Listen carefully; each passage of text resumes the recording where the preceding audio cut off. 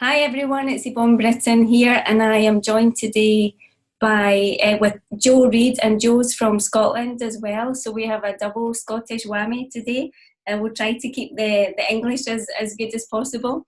Hi Joe, thanks for joining us. Thanks for having me, everyone. It's great to be here. Thank you. Thank you. I'm really excited to have Joe here because, as you know, I normally do things that are kind of like medical medium influenced. And this is not a medical medium type interview, but I do believe it really complements any of the information that Anthony puts out. I saw Joe being interviewed a few weeks ago, and what really stood out to me was how he was able to overcome his anxiety and a little bit of depression. So that's why I thought it'd be really good to interview Joe and to find out, how he did that. And I thought it would be really useful to share.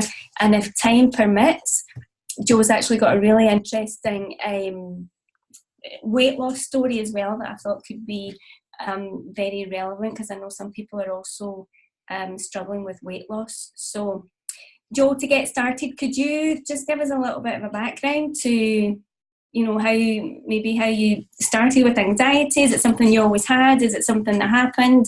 And Yeah, then, what tools you've used to overcome it? sure. Yeah, okay. So I'll just give a little bit of an introduction. So I'm 29 years old. I've been back in Glasgow for the last, if you think about this now, 12 years. Been back in Glasgow for the last 12 years. I was born in Glasgow, moved to Spain when I was 8. Lived in Spain for 9 years, learnt Spanish fluently, and went to school, was schooled over there, and then came back to Glasgow when I was 17 because I left school with no qualifications, nothing, no job, and I came back to live with family.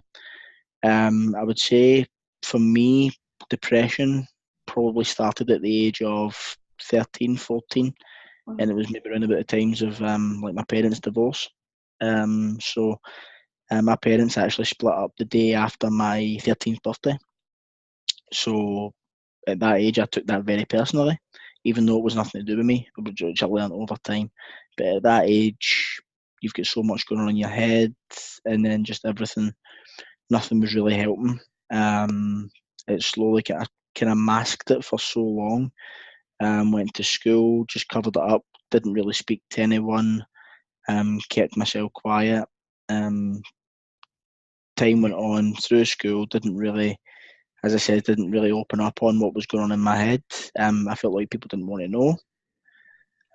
So I kept it all to myself. And then as the years went on, I was always, although having said that, I was always very outgoing with friends that I did have. I just didn't want to open up to them on what was going on in my head. I felt like I had to be something for someone else. So I felt like I had to be a different person in front of my friends, in front of my family, and I had to be what everyone expected me to be instead of what I actually wanted to be, which is a fundamentally wrong way of living because you're not living for yourself at that point, you're living for others. So, as time wore on, I was putting myself out there for everyone else, not really caring about myself, wasn't eating very well, was just, I didn't really care about myself, but I wanted to make sure everyone else was happy at my own expense. The, it probably kicked in for me. It triggered round about last year. So round about Christmas last year when I had a bad breakup with my girlfriend at the time, and that was the one that, on top of the depression that I did have growing up with and the anxieties that I used to live through, that element of rejection was what triggered my proper downfall when I had to open up and I had to release everything that had built up over all the years. So for me, what helped me initially was counselling. And through counselling, I got a lot of different materials. After materials, I discovered meditation and I learned how to meditate, learned how to visualise and meditation. And I can honestly sit here and say that meditation and well, coupled with counselling, probably saved my life What because I type of was. counselling was it you did? It was cognitive behavioural therapy.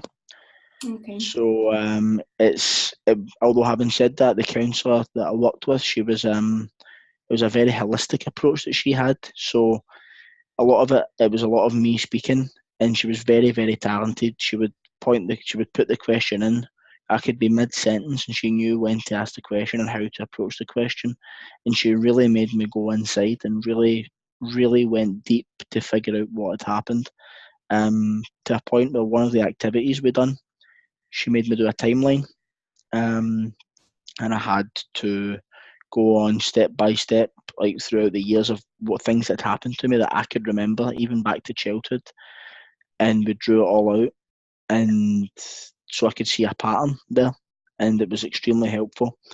Through counselling, the first maybe 3-4 sessions, it was really, really difficult to a point where I broke down and I didn't think I was going to get better. I actually had to get worse before it got better. And sometimes maybe people don't want to hear that. A lot of people want a quick fix and they want everything to get resolved. For me, I felt that I had to get worse before I got better, even though I was in a really bad state anyway. I had to unearth and uncover all this that I'd masked for so long.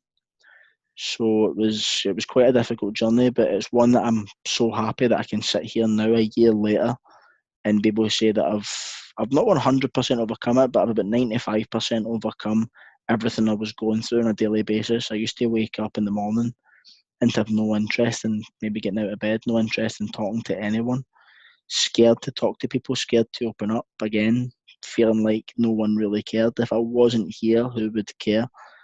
And it's a very dark place to be in. It's not nice because you feel so alone. And one saying I like to say is that you can't see the forest for the trees. What I mean by that is in this sense is you think that you're so unloved that no one cares about you, when in actual fact it couldn't be any further from the truth, because there are so many people out there that care about you so much. For me, I used to wake up and go, who would really care if I was here?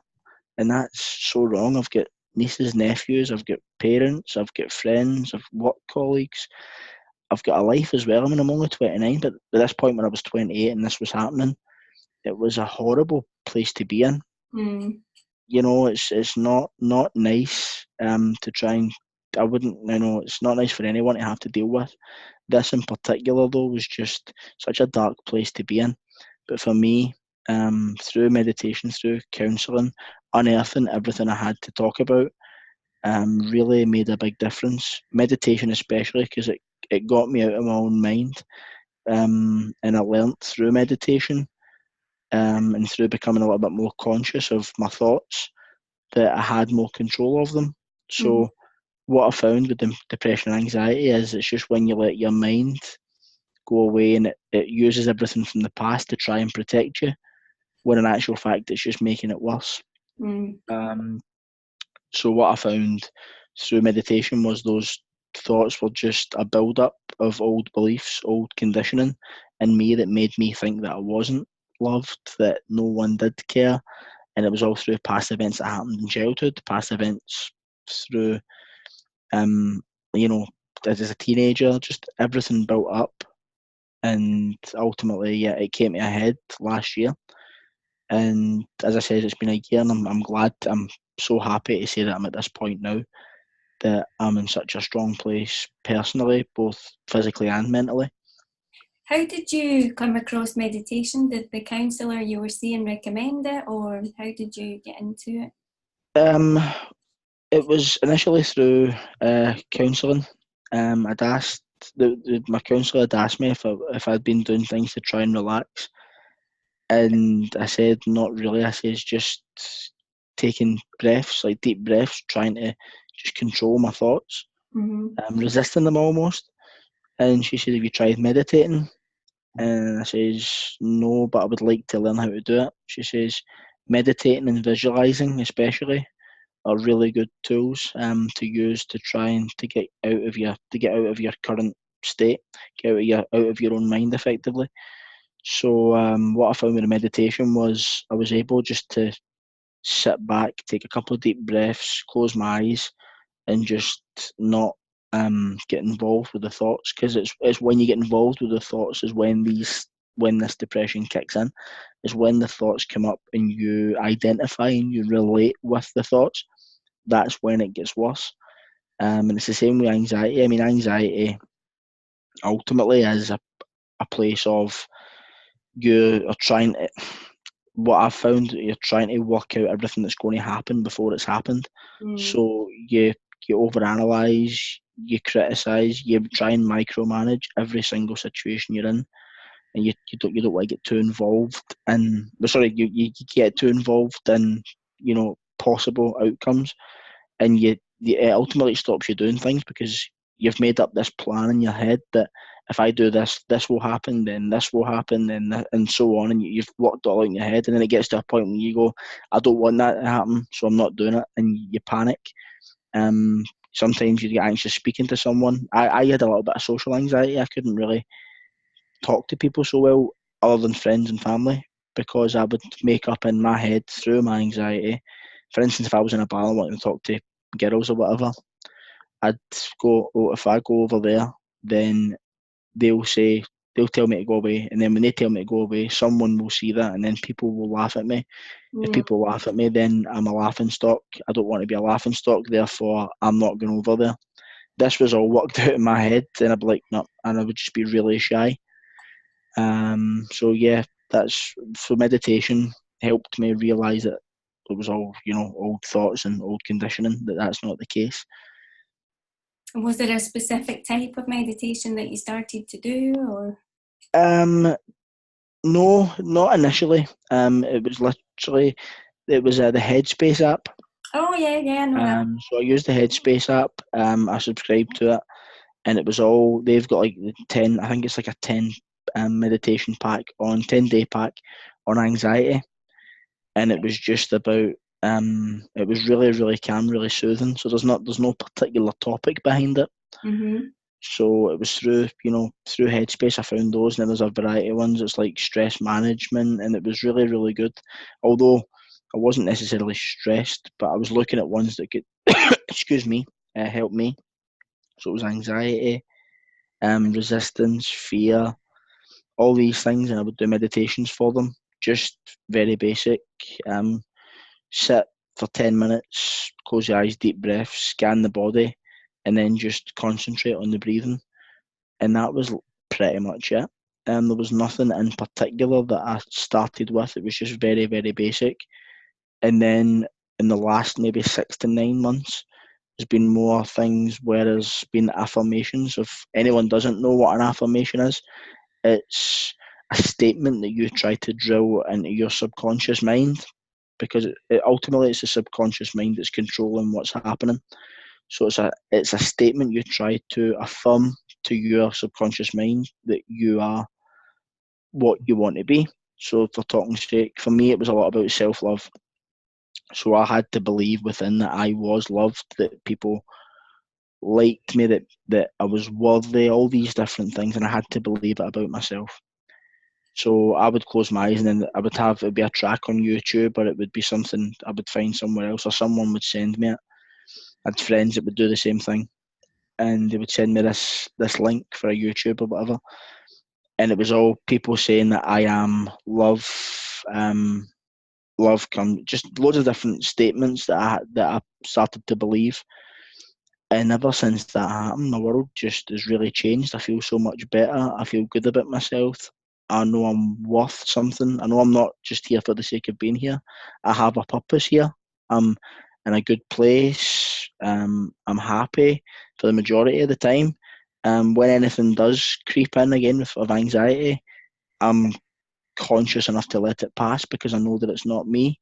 I'm just in such a really strong place mentally just now, and it's all came through counselling, meditation, and particularly recently self-love meditation. I've learned to establish my own self-worth and my own well-being, and what I actually bring to the world, not just for everyone else, but for me especially.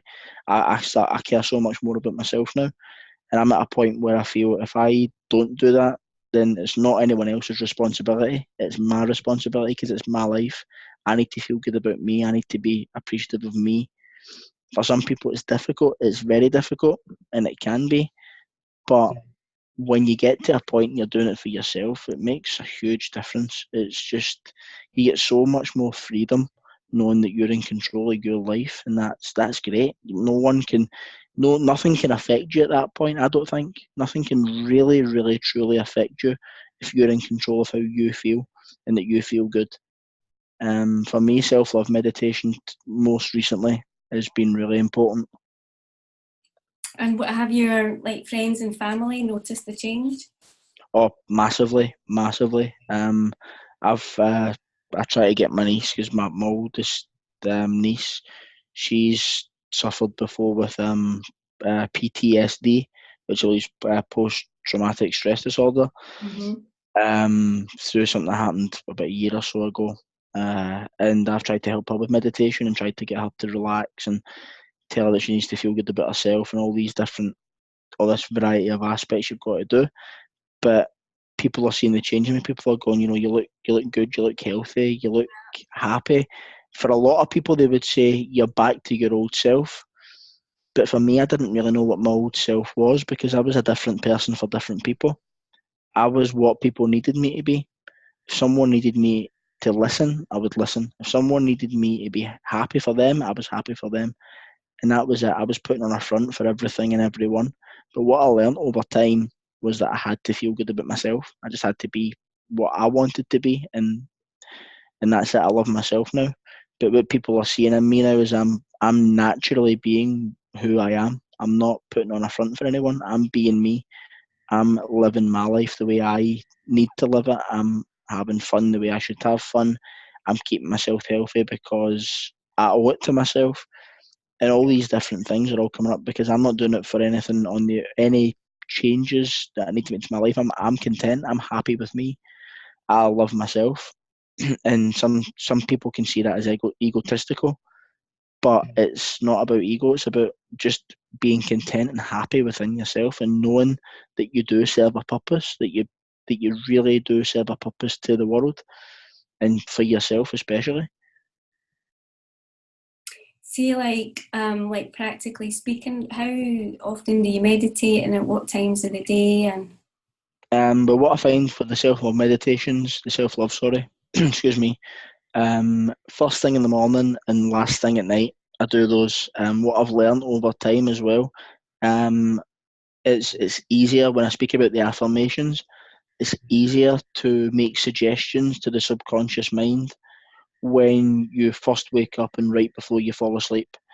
So what I've learnt through studying and research is that the brainwave frequency is lower at those points in time. At that point, your subconscious is open to suggestion, at which point that's when I'll do the meditations. So at least twice a day, first thing in the morning, last thing at night. If I have time or I feel like I want to, I'll maybe do a 20-minute meditation at lunchtime.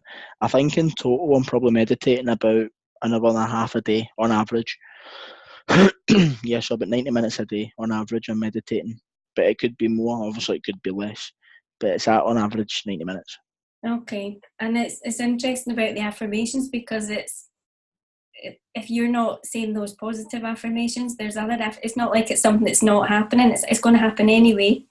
Yeah. It's like when you start thinking about your day, or like that you've had, or your day that's coming, there's a choice there to kind of program your mind in a way of there's going to be thoughts. If you don't do the affirmations, there's thoughts there anyway. Yeah. So what I found as well, I'll just but it's from the meditation as well. I've got a mentor, and he helps me with it's just about becoming more conscious of your thoughts. And he runs a meditation class in Glasgow on a weekly basis. Okay.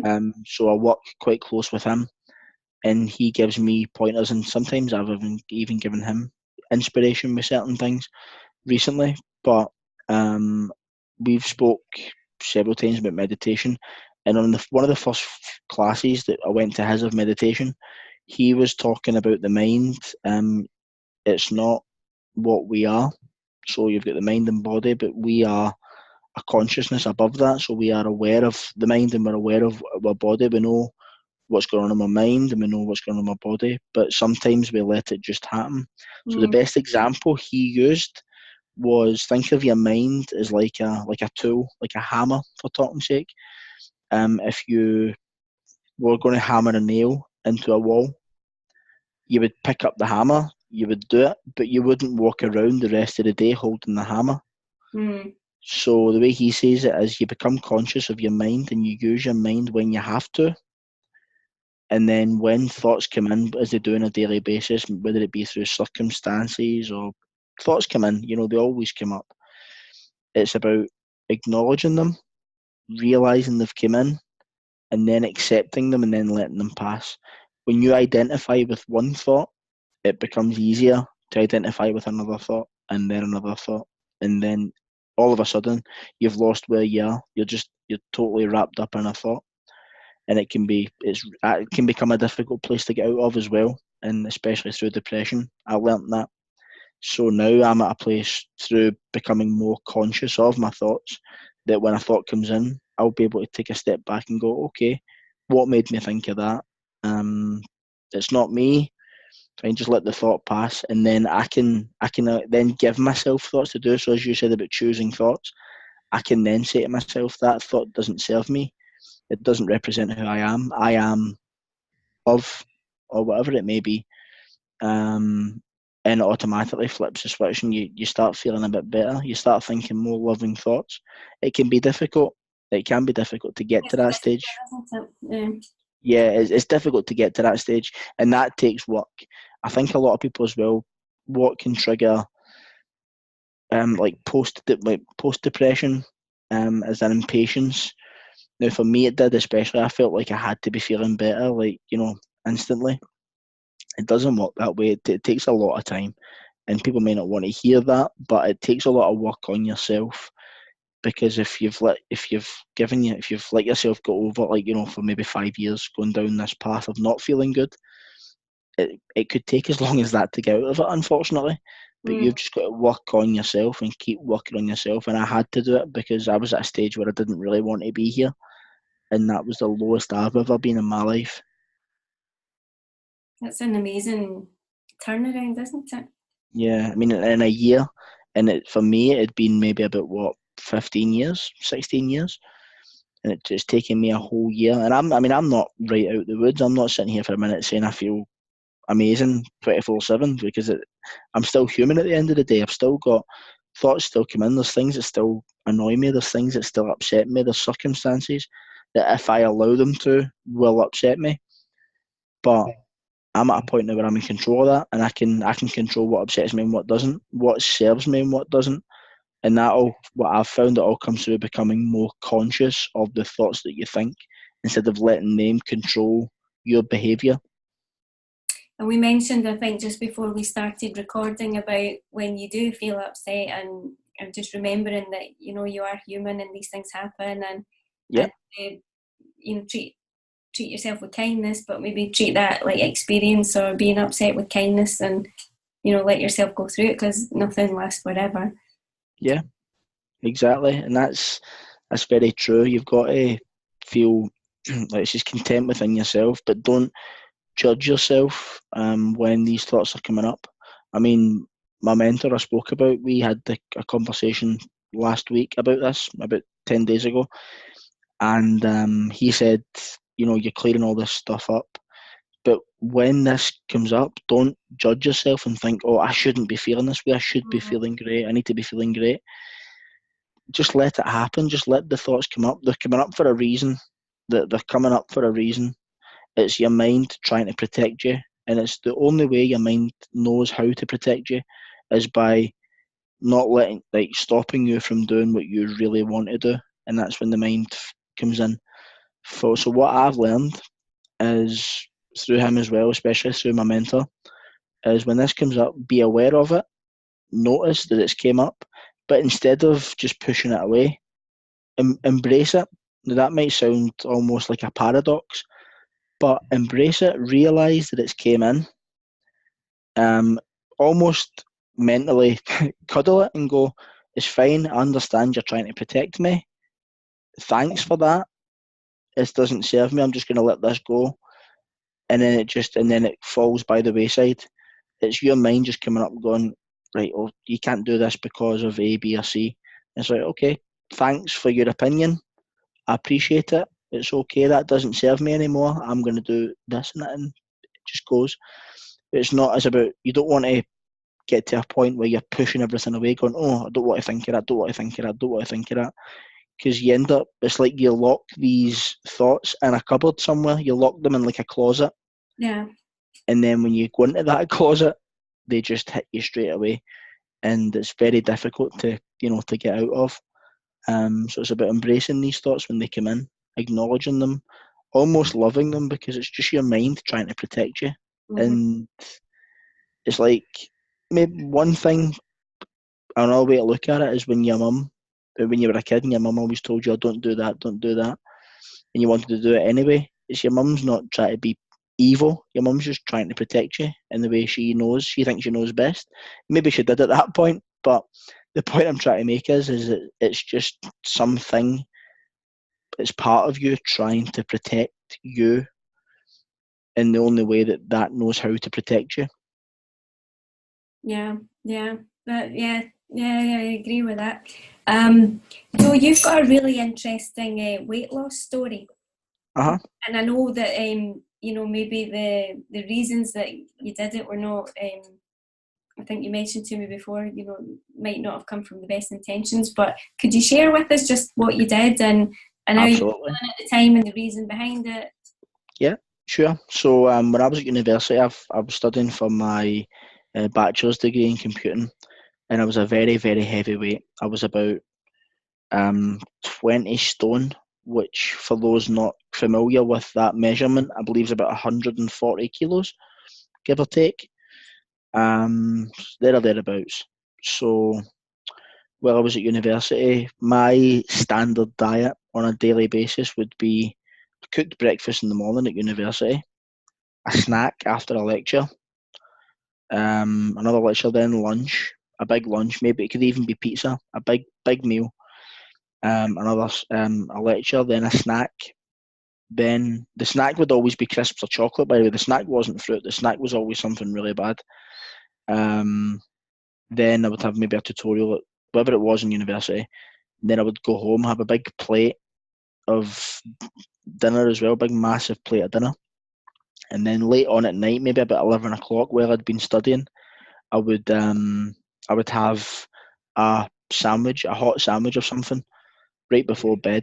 All through the while drinking full fat soft drinks, so maybe Sprite, Coca-Cola, and I would normally, on average, drink about 3 litres a day of soft drinks. So very, very unhealthy. So when I think it was back in end of May 2012, I was supposed to be going to a friend's to do a study day, and the plan was I was going to go up later on that day. We were going to do some studying, but then have pizza and some beer and just chill out. And I fell asleep on the couch in my own house before, like about 3-4 hours before. I had another sleep. Woke up later on that night, and I was just sick. I didn't even feel ill. I was just sick on the floor, and I'm like, this is strange. There's something not right here. There's something in my system, and I was getting pains in my lower stomach. I was getting a lot of things that I couldn't really deal with, and I knew it was diet. I was just too lazy to get out of it. But that was the turning point. That for me, I was like, no, I need to change this. So when I waited till I graduated because I knew I was going to have a big party for that, big meal and stuff. I thought, right, I'm going to graduate. I'm going to let that go.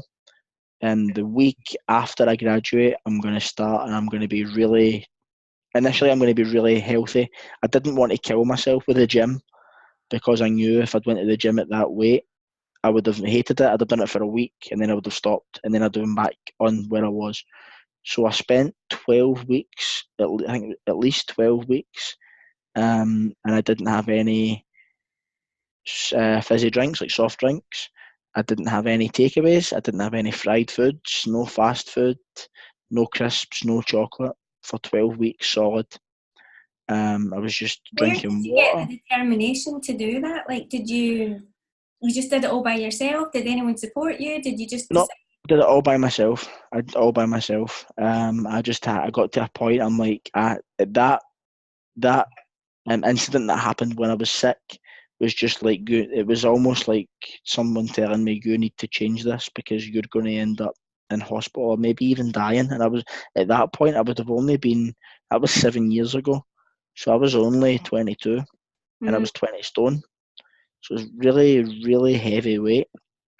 And I'm like, no, I need to get over this. So I was really strict with myself. I got rid of all sweets and everything in the house, got rid of it all. Would eat salads, eat chicken, a lot of fruit, water, just really, really flush my system for about for 12 weeks at least. The first 2 weeks were probably the most challenging because I was really badly craving fizzy drinks, I bet you extremely were, badly craving fizzy drinks. I mean, I used to at night I would go to bed and take a 2 litre bottle of Sprite and sit it at the side of my bed. I would maybe drink half of it, then go to sleep. Then I would wake up in the middle of the night craving more, and I would drink the other half and then go back to sleep. yeah. That was how bad I was. That was how much I craved it. So I got rid of all that, stopped drinking at all. What did you do for your, like, the first 2 weeks? How did you get over the cravings? What? Drank water. Whenever I felt like I wanted a snack, I would have like an apple. It was just predominantly drinking. When I felt hungry, actually, I would drink water. So it was just water, water, water, just really flush everything out of me. Dinner would normally be chicken salad or chicken and potatoes, just fairly healthy, healthier than what I was eating anyway. Yeah, I I think mean, just stopping the processed foods and the fizzy drink would, yeah, make a huge. exactly. The chocolate as well. I would eat a lot of chocolate and crisps. I would easily, when I was at my heaviest, go in and just pick up a bag of crisps because it was there. I mean, I'm saying I did it all myself. It was my decision. But I mean, I live at home with my mum, and she obviously made changes to shopping and stuff like that, and I made changes to what I was eating. So I was like, I don't want big massive plates. I'm not going to have any big massive plates. I'm going to have smaller bite-sized meals. I started after about 6 weeks. I tell a lie. After about 2 weeks, I started walking places. So when I had to, but I didn't have a job when I left university, so I would go to the job centre and I would walk it and walk back. That was the only real exercise I was getting. And then it wasn't until, so this was back in end of June. I kept a diet like that going through till January. Although after 12 weeks, I wasn't as strict. I would allow myself something if I wanted something. I would have it, like, but it would only really be the weekend. So I didn't, I wasn't extremely strict at that point. So 12 weeks initially was very strict. After that, I was a little bit more balanced. I was more in control of what I could eat, and I knew what I didn't want to eat. So, but then it came to January, and that's when I started the gym, because I think from end of June through to January, I must have lost about 4 stone purely on dieting. And that's maybe about what? It's about 3/4 of a stone a month. Which is what, say, about, how many kilos is that actually a stone? 7 kilos in a stone. So yeah, about 5 kilos a month. My I God, lost in weight. 5 kilos a month in weight just by making small changes. Now I'm currently 91 kilos. I'm 91 kilos in weight. So that's a drop of what, 49 kilos. And I've never went high. I've never went as high as 100 again. I've been 90, 95. It goes up and down now because sometimes I can have like a binge and I'm okay, but mm-hmm. I'm in total control of it. But that first 12 weeks, for anyone who's trying to lose a lot of weight, I mean, I know what you're doing is a lot about how your diet can help that. Well, for depression and anxiety, it's a very important tool to have. Um, and you can be strict, but you've still got to kind of live as well. But you will get to a point where you know what you can eat and what you can't eat and what you enjoy eating, and you can just be healthy with that and just feel good about what you're eating. Yeah, it's And all that's the about point I've balance. kind of reached. Yeah, it's all about balance, absolutely. and I've realised that over time. And the balance is just, it's made a huge difference to me. But yeah, initially that was, I mean, my suit size, I mean, I don't know if it was going to relate with people, but my jacket size when I graduated was 50. So it's not, I think it's normally based in inches. And my trousers for my graduation suit was a 44-inch waist. So now my inch waist is 36. And I've got 34 jeans as well that do fit. So 34, I can wear a 34-inch. So I've lost 10 inches of waist just with dieting and then working out. So when you're doing the initial like 12 weeks, did you feel good? Did you feel any kind of like emotional stuff? Was it hard to keep going? The first 2 weeks it was difficult because, as the impatient person that I am, Yeah, I was looking for a quick change, straight away, and I yeah, wasn't seeing it. So 2 weeks I'd be like, oh, I want this to change. But then I persevered. I'm just like, no, you're feeling better. For whatever reason, I had a lot of kind of like, I was breaking out in a lot of spots while I was doing this as well, yeah, because everything was just coming out. I was just totally cleansing my system. yeah. But I was actually starting to feel better about myself. Yeah, I'd never really noticed it, but I was starting to sleep better.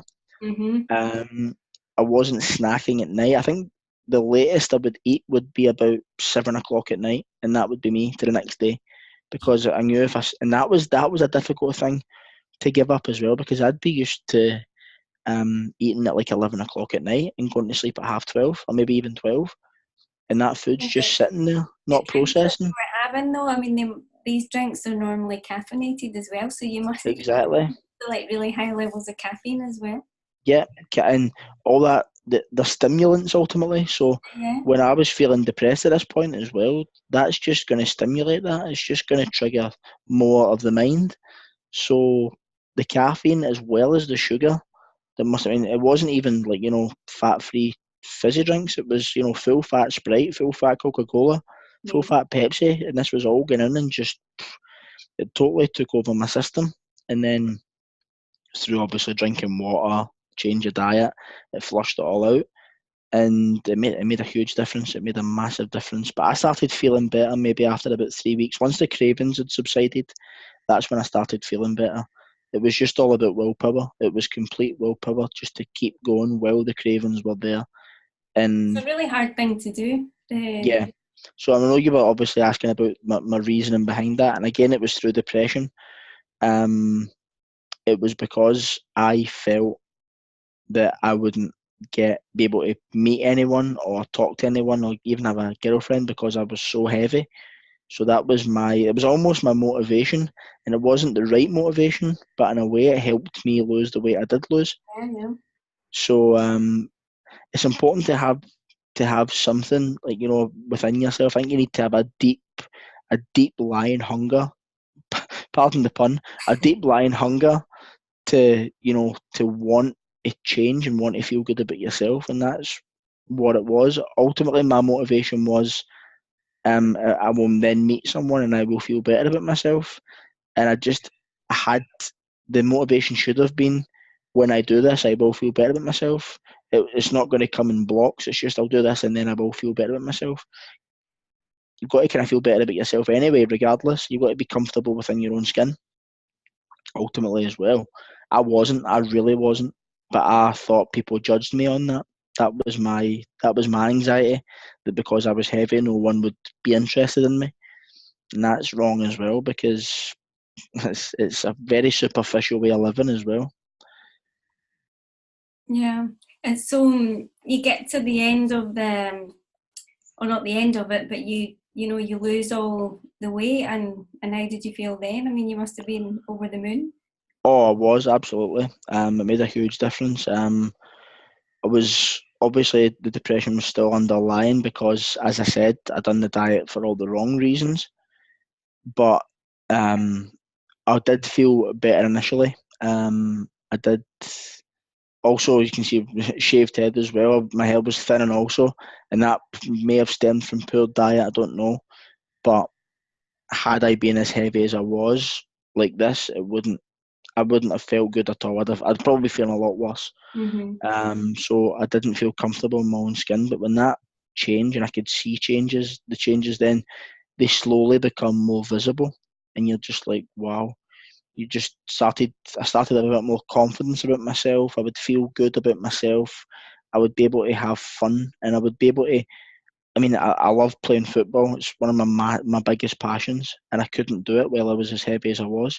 And then I got back into playing football again, and it made a massive difference to my life because I love it. When the day comes and I'm not going to be able to kick a ball, it's going to cripple me Mm. because I'm totally in love with playing football. It's my biggest passion. It's one of the things that keeps me sane. That I just love it. So And you were going not to the being able gym as well. You said that after a certain amount of time, you started with the gym. Yeah, in the gym, the workouts I was doing was predominantly cardiovascular. So I would maybe do about 20 minutes.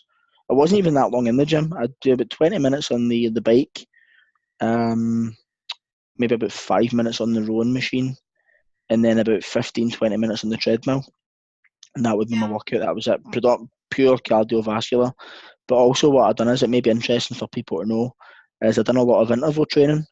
So for those that don't know what that is, it's you start off in the treadmill as an example. You start off doing a light jog, just a light run, and then you would up the speed for a minute to a sprint, and then lower it back to the jog for a minute, and maybe do 5 repetitions of that. So it would be jog, then a minute sprint, minute jog, minute jog 5 times, and then cool down at the end. And what you find is it continues to burn calories way after your exercise is done. So it works your metabolism a lot faster, so it flushes everything out your system Right. even quicker. So interval training was a really good thing I done at the gym. I done it on both the bike and the treadmill. Not really on the rowing machine, but I done it on the bike and the treadmill. And when I'm doing it, I still continue to do those. If I'm on the treadmill now, I'll do interval training still. Did you go every day to the gym or? No, I'd say about maybe 3 times a week. 3 times a week, and then I would do some fitness classes as well. So I would do like MetaFit, um, occasionally as well, which was a little bit more intense. I only done that when I'd lost a lot more weight, though. There was no way I was going to be able to do that at like 15, 16 stone. I'd have had a heart attack, no doubt. I would have passed out. So I waited till I'd lost a lot more weight, and then I felt more comfortable. My cardiovascular system was a lot better at that point. But yeah, it would maybe be about 3 times a week, and even now it's still about 3 times a week. But it's 3 workouts a week. It's not the gym. I could have football training. I could have a variety of different things on. Okay. So you're until you got to like your ideal weight, how long was it?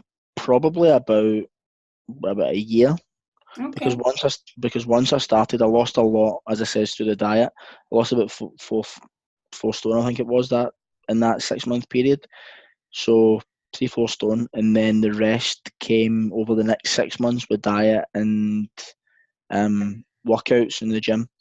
So I got to that point, and I mean, I'm happy at 90 odd kilos, wherever I am just now. And as I says, it'll fluctuate. It can go down to 88, but it can go up to 95. But I don't dwell on it too much. It's important that my diet's still good, but it's not the be all and end all. It's a tool that I use that makes me feel good. It's not that everything's all about the diet, and Exactly. that's not the key. It's not the only key, is what I'll say. There's different things you can do as well to make you feel good. As I said earlier about meditation, you've got that as well as your diet. So there's all these different things that you can use as tools at your disposal to feel good. Mm-hmm. Yeah, definitely. And so after about a year, then you felt really good with yourself. Yeah, yeah. It was about a year. Once I felt, I mean, I didn't feel great. I was still, somewhat depressed. I think it was like another masking over everything. So I Mm-hmm. was trying to find ways to get better, but all the ways were outside of me. Everything was something outside of me. And it wasn't until I went within and started clearing up a lot of the old clutter, a lot of the old stuff that was there. It wasn't until that point when I started feeling better. Like truly better. I mean, the diet helped and it made me feel good. I got a brief confidence boost. I met my girlfriend, I got another brief confidence boost. It was all things outside of me that I was trying to use to mask up an underlying depression that had built up for 15 years. And then it wasn't until I really got into the deep down what is causing this, and that's when the changes started happening. That's when the changes started happening for good. So one thing I will say, especially in this video, is you've got to find it within you that what you can do, what you can feel about you to make you feel good. You can have your diet, you can have your workouts, you can still enjoy all these things, and they are important, but you've still got to ultimately feel really good about yourself, and that takes a lot of self-work. That's not using things outside of you to make you feel good, because they are all temporary as far as I'm concerned. You've still got to feel comfortable within yourself, and you've got to be very, in a way, grateful for what you actually have. Sometimes you can't see what you've got because you're blinded by depression or anxiety, but you've got to feel good about what you actually have within, to then start being able to appreciate the things that you're using to make, that you think are making you feel better. Diet does help, definitely helps, because it did help me, but I let it help me from the wrong perspective. I thought if I have a good diet and I'm healthy, then I will get something else outside of me that's going to make me feel better. So it's a vicious cycle. You're always looking outside, looking for something to fulfill you. But if you're always looking, you're never going to find it, because it's actually there. It's all inside. It's all internal. You've got to feel it about yourself. And I think when you do the diet,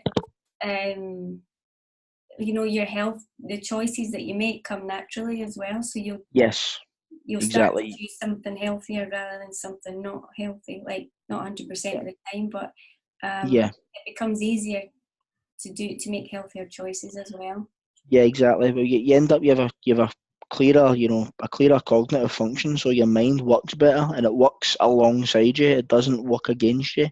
That's so true as well. It really is. It works alongside you instead of actually trying to protect you the way it does. It actually, you end up using it as an ally, and it's so true about the mind. It can be the most powerful ally you'll ever have, or it can be the worst enemy you'll ever have. It's all about how you treat it and how you feed the mind. And you can feed it good thoughts. You can feed it, what you want to feed it. But ultimately, you end up, if you're trapped in old conditioning beliefs, you feed it negativity. So then that's when it becomes that enemy. So it's about feeding your mind the right diet. Almost like you've got to put your mind on a diet as well. Yeah, it's true. It's not just about the physical, because you can look after yourself physically and it can make you feel good, but you need to mentally you need to have a good mental diet as well, and you've got to tell yourself good things and nice things. One thing I found as well was when I started meditating, when I was meditating, I would wake up every day and I would try and find even just one thing I was grateful for. Just one. It could be the smallest thing, but just one thing I was grateful for. And I would really, really think about it, and try and feel how grateful I was for it. Because then and it was first thing in the morning, again, when your mind's open to suggestion. So it'd be like, I'm grateful for, it could be my house. I'm grateful that I've got a shelter over my head. And I would feel how grateful I am, because there's so many people out there that are homeless. So many people that are out there that won't even have access to this video. Yeah. And I'm in my home. I'm so grateful that I'm where I am just now. That I can't put a price on that. Then you start being grateful for everything about you. I'm grateful for the food that I eat. I'm grateful that there's healthy food that I can eat. I'm grateful for the water I drink that keeps me, everything just builds and builds and builds and builds and builds. And all of a sudden you're like, wow, look at everything that I have. I mean, if you were to do that once a day for a month, and write it down maybe every morning. Write down, I'm grateful for such and such, whatever it may be. Something different every day. The end of that month, look at that list. You're going to have at least 30 things on that list that you would never have thought of unconsciously, but you've taken the time to do it, and you've went, I've got this. And then you sit back and go, look at, I've rained off 30 things in my life that I have. Look at all this that I have, and I'm too busy focusing on what I don't have. Don't have, yeah. And then you're Exactly. training your brain to look for the good things instead of the bad things, yeah. Exactly. Yeah, definitely. Yeah. Yeah, I couldn't agree more. And I think there's like a comfort in not in the bad things, but in the negative kind of like things that they've been going on for so long that you actually feel comfortable with them, and it's Yep, uncomfortable exactly. to start being positive. But I think, like you say, it takes work, and it takes. I think in the end, it's even you losing the weight and the diet. There's an element of self-love there. Even from you might have done it to look better to attract someone, but there was an element of like, I'm not, I've been sick here. There's no, Yeah, it's an element of wanting something better for yourself, I think, and sometimes yeah. you have to be really down to bounce back up and do Yeah. something like that. Well, that is at the root of it. I mean, the reasons I done it were obviously all mind and all ego. It was all about what I wanted to get out of it at the end, right? But you're absolutely right. At the very, very root of that was the element of self-love. But I didn't see it. No one will see it unless they because there's that burning desire deep down, really deep under all the clutter, all the mind. There's something below that that's triggering this, that's triggering you feeling to feel good about yourself. And you might think it's and I still thought it was that of, if I do this, I'll then get this, and then so on. Below all that, there was a burning desire in me to to look after myself, but I Mm, didn't see that for the mind. So that's the point, as I said earlier, that my mentor talks about, is there's a different level of awareness above the mind and the body that we're in. There's something above that wants something greater for us. That is what we are. It's not the mind, it's not the body, it's not circumstances. It's above that. It's something that we believe deep down is what we are. It may be a wee bit, kind of deep, but that's what it is. That is what we are. That is what we are. So one thing I will say, to round off, I'm guessing, because this has went quite long, I think, but you're not your thoughts. We're not, wrapped in these thoughts, but we need to learn to embrace them, acknowledge them, and let them pass, and start feeling good about ourselves. It's one thing for anyone that watches this video. I would recommend taking that on board. Just one little thing every morning that you're grateful for. Just one little thing. It could be the car that takes you to work. It could be your family. It could be the sun in the sky. Just anything. Just one little thing, and I believe it will make a difference. It helped me, and it can help. It's like you said. Like I said, it's that burning desire of wanting something different. yeah. No, I totally agree on the gratitude there, Joe. Do you have like a favourite meditation link or something you can send to me, and I can include in the email when I send out the Yeah, I've got a couple. I'll send them on to you after this. There's one. It's a Wayne Dyer meditation, and it's about I am, and it's about trying to affirm that I am love, or I am just what you want to be. Just I am. I listened to that last night. I'm not joking. There you go. So it's So that you've got that one. There's a very good one as well. It's a woman called Louise Hay. She's massive on self love. God rest her. But she's got one that's like a 40-minute meditation, and it's all about healing. It's about treating the subconscious as an inner child, and about healing yourself internally to try and get rid of all the past hurt, all the past beliefs and conditioning. And it's about really, protecting yourself and starting to care more about yourself, which is quite a good one. So I'll send those two on to you via email when we finish up. But yeah, self-love, it's absolutely massive just for anyone that, the diets obviously help, but self-love, I think, is the foundation. That is the true being of you and what you want for And the yourself. combination is really powerful. Extremely. Really powerful, and one thing kind of leads to the other. The self-love leads to the like a better diet, and Yep. um I love all Louise Hay stuff, and Wayne Dyer, and Sonia Choquette, the whole Hay House family. Yeah. And a lot of it comes down to like reparenting yourself, you know. Yes. And That's I think exactly it. Yeah, yeah. you know, when you've got kids as well, it really puts it in perspective, because you think, you know, am I doing it for my child? Am I doing it for myself? If I do it for myself, I'll be better off, and I'll be a better parent for the child, you know. So Yeah, of course. Yeah, it's a waterfall effect. Yeah, but it's all about you. It's everything that you feel about you is ultimately what how you perceive your life as well. If you don't feel good about yourself, you're never going to appreciate anything. You need to really appreciate yourself and love yourself truly, not just say that you love yourself. You need to actually feel you need love to for feel it, and yourself. then you become a nice. It's just the knock-on effect. You become a nicer person to be around. Your Definitely. job goes better. Your relationships go better. You become Yes, a parent. Yeah. exactly. Yep, definitely. Um, Totally agree. Joe, I could talk to you for hours and hours and hours. I'm really, really grateful for you taking the time to do this. So thank you. You're Um, very welcome. I love to do that. and I know that you've been like starting to help people yourself, haven't you? I know you, like me, you have Yeah. a kind of like corporate type job, but that you also kind of like mentored or buddy some people as well, don't you? Yeah, I do. Yeah, I've started doing something recently, where I'm helping people again.